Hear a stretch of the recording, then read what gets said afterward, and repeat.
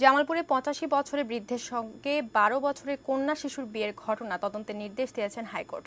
গণমাধ্যমের প্রতিবেদন নজরে নিয়ে বিচারপতি FRM নাজমুল আহসান ও বিচারপতি শাহিদ নুর উদ্দিনের ভার্চুয়াল বেঞ্চ আজ এ আদেশ দেন। এলাকাবাসী জানায়, বৃদ্ধ মহির উদ্দিনের নাতি ১৮ বছরের শাহিনের সঙ্গে মেয়েটির প্রেম ছিল। পরে মেয়েটি অন্তঃসত্ত্বা হয়ে পড়ায় সালিশ বসে। সালিশে নাতির অপরাধের দায় বৃদ্ধ দাদাকে বহন করতে হবে বলে রায় দেয় গ্রাম্য মাতব্বররা। সেই সাথে ওই বৃদ্ধকে 10টি দৌড়া মারা হয়।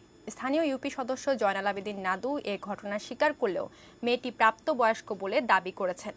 এ সংক্রান্ত খবর আমলে নিয়ে হাইকোর্ট স্বপ্রণোদিত হয়ে জামালপুরের ডিসি, এসপি ও দেওয়ানগঞ্জ থানার ওসিকে আগামী ২৬ নভেম্বরের মধ্যে তদন্ত প্রতিবেদন দাখিল করতে আদেশ দেন।